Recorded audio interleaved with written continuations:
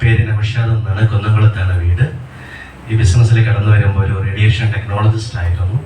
ഒരിക്കലും ഇൻഡസ്ട്രി പഠിച്ചറിഞ്ഞിട്ട് വന്നതല്ല, പൈസയ്ക്ക് ആവശ്യമുള്ളത് കൊണ്ട് സുഹൃത്തിൽ നിന്ന് കാശ് കടം വാങ്ങിക്കാൻ പോയപ്പോൾ അദ്ദേഹം പരിചയപ്പെടുത്തിയതാണ് മൈ ലൈഫ്. സ്ഥിരമായിട്ട് കടം വാങ്ങിക്കാൻ ചെല്ലുമ്പോൾ അദ്ദേഹം പറഞ്ഞു, എല്ലാ മാസവും കടം വാങ്ങിക്കാൻ വരേണ്ട, വരുമാനം കൂട്ടാൻ നോക്കുക. ഈ ജോലിക്കാർക്ക് എല്ലാ മാസവും വരുമാനം കൂടൂല്ലേ? കൂടുമോ? അങ്ങനെ ഒരു പണി നീ പറയായിരുന്നു അല്ലേ? ജോലിക്കാർക്ക് എല്ലാ മാസവും കൂടില്ല, എനിക്കും കൂടില്ലായിരുന്നു. അതുകൊണ്ട് അടുത്ത മാസം നമ്മൾ പിന്നെയും കടം മേടിക്കാൻ ചെല്ലും. അപ്പൊ സ്ഥിരമായിട്ട് ചെന്ന് തുടങ്ങിയപ്പോൾ ആള് പറഞ്ഞു, മൈലേജ് എന്നൊരു ബിസിനസ് ഉണ്ട്, ജോലിയൊന്നും കളയണ്ട, പാർട്ട് ടൈം ആയിട്ട് ചെയ്താൽ മതി, ആഴ്ചയിൽ 2000 രൂപ കിട്ടും. ഇവിടെ മേഡം എത്ര പറഞ്ഞത്? ലാസ്റ്റ് എത്ര കിട്ടുമെന്ന് പറഞ്ഞ് 2,10,000. നിങ്ങൾക്ക് ഉണ്ട് തേക്കുന്നത്? എനിക്ക് തേക്കില്ല, അതുകൊണ്ട് എന്നോട് പറഞ്ഞ് 2000 കിട്ടുന്ന. അപ്പൊ ശരിക്കും ഞാൻ കാൽക്കുലേറ്റ് ചെയ്തത് ഒരു മാസത്തിലെ 4 ആഴ്ചയുണ്ട്, 2000 വെച്ച് 4 ആഴ്ച കിട്ടുകയാണെങ്കിൽ 8,000 രൂപ കിട്ടും.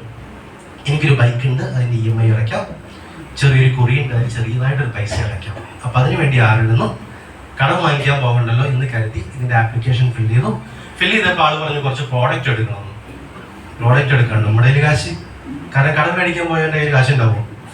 പക്ഷെ കാശ് ബിസിനസ് ചെയ്യാനും വരുമാനം ഉണ്ടാക്കണം എൻ്റെ ആവശ്യമായതുകൊണ്ട് എൻ്റെ സുഹൃത്തുക്കളിൽ നിന്ന് 1000-2000 സ്വരൂപിച്ച് 2016 ഓഗസ്റ്റ് മാസം 14-ാം തീയതി ഒരു 10,000 രൂപ അറേഞ്ച് ചെയ്ത് പലതരത്തിലുള്ള പ്രോഡക്റ്റ്, ഇവിടെ മേഡം കുടിച്ചൊക്കെ കാണിച്ചു കഫ്നില്ലേ, അതുപോലത്തെ കുറച്ച് സാധനങ്ങളൊക്കെ എൻ്റെ വീട്ടിലോട്ട് വാങ്ങിച്ച് ബൈക്കിന്റെ മുകളിൽ കെട്ടിവെച്ച് വെട്ടി വരും. ഒറ്റ ചിന്തയുള്ളൂ, നാടോടിക്കാറ്റ് സിനിമയിലെ മോഹൻലാല് പശുവിനായിട്ട് പോണ പോലെ പാല് വിറ്റിട്ട് വേണം അടുത്ത പശുവിനെ മേടിക്കുന്നത്. അതേപോലെ ഈ പെട്ടിയിലുള്ള സാധനം വിറ്റിട്ട് വേണം മേടിച്ച കടം വീട്ടാൻ. വീട്ടിലെത്തി ഭാര്യയോട് പറഞ്ഞു, ഞാൻ ബിസിനസ് തുടങ്ങിയിട്ടുണ്ട്. ഭാര്യ ആദ്യം എന്റെ മൊത്തം കിട്ടി ചോദിച്ചു, രാവിലെ 7 മണിക്ക് മനുഷ്യ നിങ്ങൾ പോവില്ലേ, വൈകിട്ട് 7:30 പിന്നെ നിങ്ങൾ തിരിച്ചു വരിക, പിന്നെ നിങ്ങൾക്ക് എവിടെ സമയമില്ലാത്ത കുറെ ആൾക്കാരോട് ഉണ്ടാവില്ലേ? എന്നോട് എന്റെ ഭാര്യ ചോദിച്ചു, നിങ്ങൾക്ക് എവിടെ സമയം എന്നാ? അപ്പൊ തന്നെ എന്റെ പകുതി അസുഖം. രണ്ടാമത് വൈഫ് ചോദിച്ചു, ആയുർവേദ പ്രോഡക്റ്റ് നിങ്ങൾ പറഞ്ഞ ആര് മേടിക്കണം? ബാക്കിയും തീർന്നു. ഞാൻ എൻ്റെ സുഹൃത്ത് വക്കീലാണ്, അദ്ദേഹത്തിന്റെ പേര് അഡ്വക്കേറ്റ് രാജീവ് എന്നാണ്. അദ്ദേഹത്തിന് ഈ അവസരത്തിൽ ഹൃദ്യമായ നന്ദി ഞാൻ അറിയിക്കുന്നു. എന്നോട് പറഞ്ഞത്, നീ എന്റെ ജോലി ഒന്നും കളഞ്ഞിട്ടില്ലല്ലോ, നീ ഒരു കാര്യം ചെയ്യേ, നിന്റെ വീട്ടിലൊരു ജീവിതശൈലി രോഗത്തിന്റെ ക്ലാസ് സംഘടിപ്പിക്കും. എന്നെ സംബന്ധിച്ച് എന്റെ വീട്ടിൽ ആരും വിളിക്കാൻ ഇഷ്ടമില്ല, കാരണം അത്ര നല്ല വീടല്ലേ. കാരണം 2 കസേര തികച്ചതാണ് സ്ഥലം ഇല്ലാത്തതുകൊണ്ട് വീട്ടിലേക്ക് ആരെയും വിളിക്കില്ല. കുറച്ചു ദിവസം കഴിഞ്ഞപ്പോൾ മനസ്സോടെ, കാരണം ഈ പെട്ടിയിലിരിക്കുന്ന പ്രോഡക്റ്റിന്റെ മുകളിൽ ഞാൻ കാശ് കടം വാങ്ങിച്ച ആൾക്കാരെ നോക്കാൻ കാണാറുള്ളത്. അവര് നാളെ എൻ്റെ അടുത്ത് വന്ന് കടം തിരിച്ചു ചോദിക്കുന്നതിനൊക്കെ ബെറ്റർ എന്താ, ഈ സാധനം വിറ്റ് അവരെ കാശ് തിരിച്ചു കൊടുക്കലല്ലേ. അങ്ങനെ മനസ്സോടെ 5-8 സുഹൃത്തുക്കളെ വീട്ടിലോട്ട് വിളിച്ചു. 5-8 വിളിച്ചിട്ട് കാര്യമൊന്നും ഉണ്ടായിരുന്നില്ല, 4 വന്നുള്ളൂ. വന്നവരോട് എൻ്റെ സുഹൃത്ത് ജീവിതശൈലി രോഗങ്ങളെ കുറിച്ചൊക്കെ പറഞ്ഞു കൊടുത്തു. അവർക്ക് വേണ്ട ആൾക്കാർക്ക് പല്ലേക്കാൻ പേസ്റ്റ് വേണം, കുളിക്കാൻ സോപ്പ് വേണം, താരന് ഷാമ്പു വേണം. ഇത് ഞാൻ കൊടുത്താലും കൊടുത്തില്ലെങ്കിൽ അവർ ഉപയോഗിക്കുന്നതാണ്. അത് ഈ കമ്പനിയുടെ നല്ലതാന്ന് പറഞ്ഞപ്പോൾ അവർ വാങ്ങിച്ചുകൊണ്ട് പോയി. 10,000 രൂപയുടെ പ്രോഡക്റ്റ് എൻ്റെ കയ്യിലുണ്ടായിരുന്നു. അന്ന് ഞാൻ 15,000 രൂപയ്ക്ക് അത് വിറ്റു. ഇതാണ് എൻ്റെ ആദ്യത്തെ കച്ചവടം, അല്ലാണ്ട് ഇന്ന് മിടുക്കൊണ്ട് സാധനം വിറ്റതല്ല. ഈ സാധനം ആൾക്കാർ വാങ്ങിച്ചു, പലരും ഉപയോഗിച്ചു തുടങ്ങി. പക്ഷെ അതിനേക്കാളെല്ലാം ഉപരി എൻ്റെ നാട്ടുകാർ വളരെ പോസിറ്റീവായിരുന്നു. അവരെന്നോട് പറഞ്ഞു, എനിക്ക് പറ്റിയ പണിയത്, നീ എണ്ണ സ്വന്തം വയ്ക്കാൻ നടക്കുക, നിനക്ക് നല്ല ജോലി, ഇതിന്റെ പിന്നാലേക്ക് നടക്കണം, ചീത്തപ്പേരുണ്ടാക്കണ്ട. അതാണ് എനിക്ക് തീരെ ഇഷ്ടമില്ല. എന്താ ചീത്തപ്പേര്? എന്നിട്ട് അവര് പറഞ്ഞ എന്താ, നീ ചെറുപ്രായമാണ്, താടി നോക്കണ്ട, ചെറുപ്പാണ് കേട്ടോ, ചെറുപ്രായമാണ്, നീ ചെറുപ്പത്തിൽ എന്തെങ്കിലും ചീത്തപ്പേരുണ്ടാക്കിയ ജീവിതകാലം മുഴുവൻ അത് കൊണ്ടുനടക്കേണ്ടി വരും എന്ന് പറഞ്ഞപ്പോ ചീത്തപ്പേര് കൊണ്ടുനടക്കാൻ താല്പര്യമില്ലാത്തതുകൊണ്ട് ഈ പണി നിർത്തി. ഇത് നല്ല ബിസിനസ് ആണെന്നും ഒന്നും പറഞ്ഞു കൊടുക്കാനുള്ള ബോധവും ബുദ്ധി അന്ന് എനിക്കില്ല. പക്ഷെ 3 മാസം കഴിഞ്ഞപ്പോൾ എൻ്റെ ഇത് പല്ലേക്കാൻ പേസ്റ്റ് മേടിച്ചവന് പേസ്റ്റ് വേണം, ഷാമ്പു മേടിച്ചവന് ഷാമ്പു വേണം. ഇതിനെ കളിയാക്കാൻ വേണ്ടി അടിച്ചതാ, അടിക്കാണ് മര്യാദ. ഇത് മേടിച്ചവർക്ക് വേണമെന്നതുകൊണ്ട് അവരെൻ്റെ അടുത്ത് വന്ന് ചോദിച്ചു, സാധനം തരുമോ? അപ്പൊ ഞാൻ എൻ്റെ സാറിനോട് ചോദിച്ചു, സാധനം കയ്യിലുണ്ടോ? അപ്പൊ ആള് പറഞ്ഞു, ഇന്ത്യയിൽ ഇല്ല, നമുക്ക് കൊച്ചിയിൽ ഓഫീസിൽ പോയി മേടിക്കാം. അങ്ങനെ അദ്ദേഹത്തിന്റെ കാറിൽ കയറി കൊച്ചിയിൽ പോയ സമയത്ത് ആദ്യം അവിടെ ഓഫീസിൽ എത്തണേക്ക് മുന്നേ വൈറ്റില ജംഗ്ഷനിൽ എത്തിയപ്പോൾ ആളുടെ കാർ ഇങ്ങനെ സൈഡിൽ ഇങ്ങനെ വലിയണം. ഒരു ഹോട്ടലിന്റെ മുന്നിൽ നിർത്തിയിട്ട് പറഞ്ഞു, ഇവിടെ കയറിയിട്ട് പോകാം. എന്റെ വിചാരം അന്നൊരു ശനിയാഴ്ചയാണ്, രാവിലെ 9 മണിയാണ്, ബ്രേക്ക്ഫാസ്റ്റ് കഴിച്ചിട്ടില്ല. ഹോട്ടലിൽ പോണത് എന്തിനാണ്? നിങ്ങൾക്ക് ഹോട്ടലിൽ പോണത് എന്തിനാണ്? ഞാൻ അതുവരെ ഭക്ഷണം കഴിക്കാനാണ് പോയിരുന്നത്. അപ്പോഴാണ് മനസ്സിലായത് ആ ഹോട്ടലിൽ 3-ാം നിലയുടെ മുകളിൽ ഇതുപോലത്തെ ഒരു ഹാൾ ഉണ്ടെന്ന്. ആ ഹാളിൽ ഇതുപോലെ ഫ്രണ്ടിൽ കുറെ സീറ്റ് ബാക്കിയുണ്ട്, 50 പേര് ഇരിക്കുന്നുണ്ട്. എന്നെ ഫ്രണ്ടിലെ സീറ്റിൽ കൊണ്ടേ ഇരുത്തി, ഒന്നും പറഞ്ഞില്ല, അവിടെ ഇരുത്തിയിട്ട് പറഞ്ഞു, കുറച്ച് കഴിഞ്ഞിട്ട് പോവാം.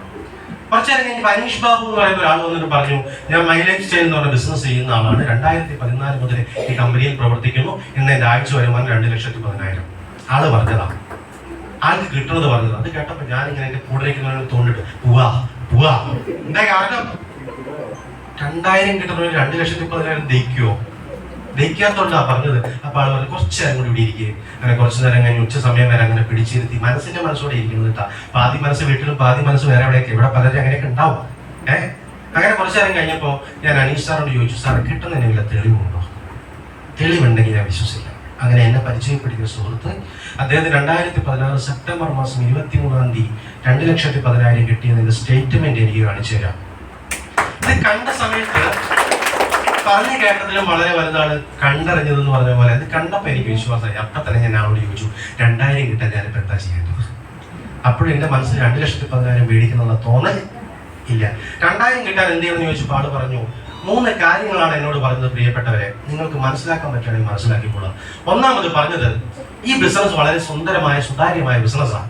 ആദ്യം ചെയ്യേണ്ടത് നമ്മൾ കുറച്ച് പ്രോഡക്റ്റുകൾ വാങ്ങിക്കുക, ഉപയോഗിക്കുക.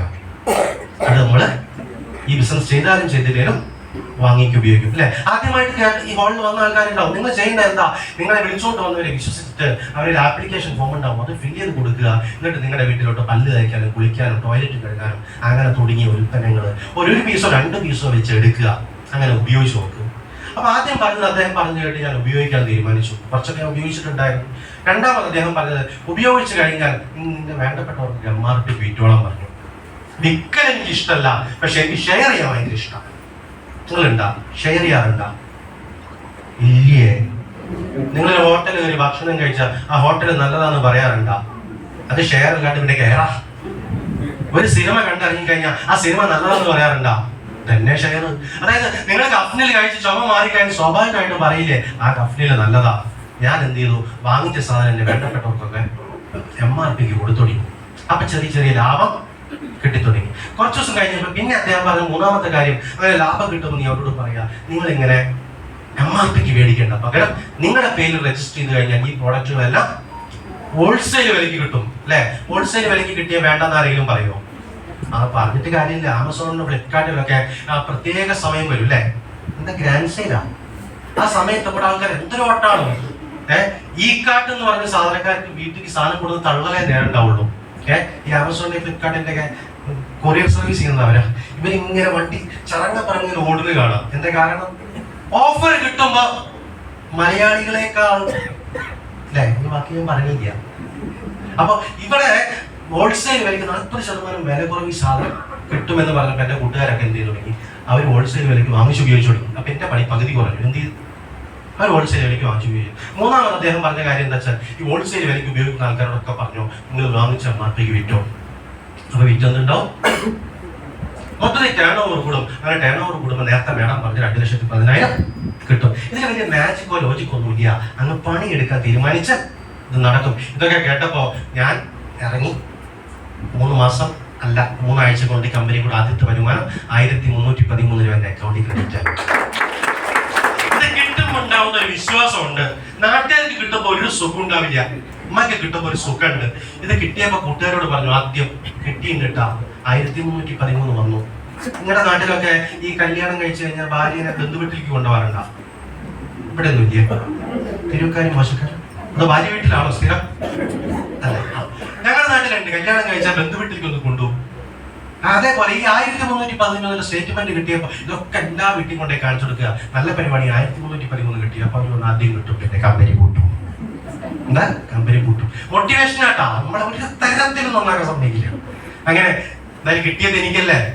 എനിക്ക് കിട്ടിയപ്പോൾ എന്റെ വിശ്വാസം കൂടി ഞാൻ കുറച്ചുകൂടി സിൻസിയർ ആയിട്ട് പ്രവർത്തിച്ചു തുടങ്ങി. കിട്ടുന്ന ആഴ്ച 2,000, ചില ആഴ്ച 500, ചില ആഴ്ച 600, ചില ആഴ്ച 5,000, ചില ആഴ്ച 7,000. അങ്ങനെ 2017 ജൂൺ 30-ാം തീയതി ഈ കമ്പനി കൂടെ ആദ്യത്തെ 7,000 കിട്ടി. 7,000 കിട്ടി. പിറ്റേ ദിവസം പേപ്പർ ഇട്ടു, ജോലി റിസൈൻ ചെയ്തു. റിസൈൻ ചെയ്തപ്പോ കൂട്ടുകാരൻ നാട്ടിൽ പറഞ്ഞു, ചെക്കന് ഭ്രാന്ത് കൂടിയെന്നാ തോന്നുന്നത്. എന്താ ഭ്രാന്ത് ഉണ്ടെന്നാ പറഞ്ഞിരുന്നത്? കൂടിയെന്നാ തോന്നുന്നത്. എന്താ എനിക്ക് ഭ്രാന്ത് കൂടിയത് തന്നെ, വേറെ ഒന്നും കൊണ്ടല്ല. ചെയ്യണ ജോലിയുണ്ട്, നമ്മൾ ആഗ്രഹിക്കുന്ന തരത്തിൽ സ്വപ്നങ്ങൾ ഫുൾഫിൽ ചെയ്യാൻ പറ്റില്ല എന്ന് ബോധം വന്നപ്പോൾ ജോലി കളഞ്ഞു. ഇത് ഫുൾ ടൈം ആയിട്ട് ചെയ്തു. ഇത് ചെയ്ത സമയത്ത് ഇവർ പറയുന്ന ഓരോ കാര്യങ്ങൾക്കും എൻ്റെ തിരിച്ചടി, എൻ്റെ അച്ചീവ്മെന്റുകളായിരുന്നു. 2017 ജൂലൈ മാസം 7-ാം തീയതി ബിസിനസ് സ്കൂൾ ആദ്യത്തെ കാർ വാങ്ങിച്ചു. അടിച്ചോ കാർ തെക്കോട്ടും വടക്കോട്ടും പടിഞ്ഞാട്ടം കോടി തുടങ്ങിയപ്പോൾ കമ്പനിയുടെ ഫസ്റ്റ് ഇന്റർനാഷണൽ കൺവെൻഷൻ അത് മലേഷ്യക്ക് ഈ കമ്പനിക്ക് ഓസിൽ പോകാൻ പറ്റി. അടിച്ചോ ആദ്യമായിട്ട് മലേഷ്യ ട്രിപ്പൊക്കെ കഴിഞ്ഞ് വന്ന് നാട്ടിൽ വന്നപ്പോൾ എനിക്കൊരു ആഗ്രഹം തുടങ്ങി, എൻ്റെ വീട് ശരിയല്ലല്ലോ, വീട് വേണം. അങ്ങനെ 2020 സെപ്റ്റംബർ മാസം 14-ാം തീയതി മൈ ലൈഫിലെ കിട്ടിയ കാശ് കൊണ്ട് 2000 സ്ക്വയർ ഫീറ്റിന്റെ വീട് വെച്ചു. ഞാൻ കാറ്. അപ്പൊ ഉസ്താദ് പറഞ്ഞു നമ്മൾ മാത്രമല്ലല്ലോ, നമ്മുടെ കൂടെ പോയൊക്കെ രക്ഷപ്പെടണ്ടേ. അങ്ങനെ ബിസിനസ് ആണല്ലോ ഇത്. അങ്ങനെ ബിസിനസ് ചെയ്തപ്പോൾ ഇന്ന് ആദ്യം കൂടെ വന്ന 20 പേര് സ്വന്തം കാറിൽ സഞ്ചരിക്കുന്നു. അപ്പൊ അവരൊക്കെ കാറ് വാങ്ങിച്ചപ്പോൾ എന്റെ സ്വഭാവം പിന്നെയും മാറ്റണ്ടേ, ഞാൻ വേറൊരു 12 ലക്ഷത്തിന്റെ കാർ വേറെ മേടിച്ചു. പ്രിയപ്പെട്ടവരെ, നിങ്ങളുടെ എനർജി, നിങ്ങളുടെ സമയം, നിങ്ങളുടെ കാശ് എവിടെ ഇടണം എന്ന് ചിന്തിക്കേണ്ട. നിങ്ങളുടെ ഇത് കിട്ടുന്നോട് തീർന്നുവെച്ചാൽ നിങ്ങൾ മൈ ലൈഫിൽ കൊണ്ടുപോയിട്ടോളാം. നിങ്ങളുടെ ജീവിതത്തിൽ നിങ്ങൾ ആഗ്രഹിക്കുന്ന തരത്തിൽ വളരാൻ പറ്റും. അതിന് ജഗദീശൻ നിങ്ങൾ ഓരോരുത്തരും തുണയ്ക്കട്ടെ എന്ന് മാത്രം പറഞ്ഞുകൊണ്ട് ഇത് നല്ല അടിപൊളി മീറ്റിംഗ് ആണ് നടക്കുന്നത്. ഇവിടെ ഷുഹൈബ് സാർ ആരോ ഒരാൾ പറഞ്ഞത് കേട്ടു. അദ്ദേഹത്തിന്റെ വാർഡ്, അദ്ദേഹത്തിന്റെ പഞ്ചായത്തിൽ 13 വാർഡുണ്ട്. 13 വാർഡിൽ എത്ര STC ഉണ്ട് സാറേ? 9 STC ഉണ്ട്. ഒന്ന് പോലും പുള്ളിയുടെ ടീമിലില്ല എന്ന് പറഞ്ഞു. ഇതേപോലെ നിങ്ങളുടെ പഞ്ചായത്തിൽ ആവാണ്ടിരിക്കണമെങ്കിൽ ഇപ്പോഴെങ്കിലും ഒരു തീരുമാനമെടുത്ത് ശക്തമായിട്ട് പ്രവർത്തിക്കുക. ഇവിടെ ഈ മീറ്റിംഗിന് നേതൃത്വം നൽകുന്ന നമ്മുടെ റഫീഖ് സാർ, അദ്ദേഹം വളരെ മനോഹരമായിട്ടാണ് ഈ മീറ്റിംഗ് കോർഡിനേറ്റ് ചെയ്യുന്നത്. ഓരോ ലീഡേഴ്സിലേക്ക് വിളിച്ച് കോർഡിനേറ്റ് ചെയ്യുന്നത്. അദ്ദേഹത്തിന് പ്രത്യേകം അഭിനന്ദനങ്ങൾ കൂടി. എല്ലാവർക്കും നല്ലത് വരട്ടെ. Wish you all the very best. Thank you.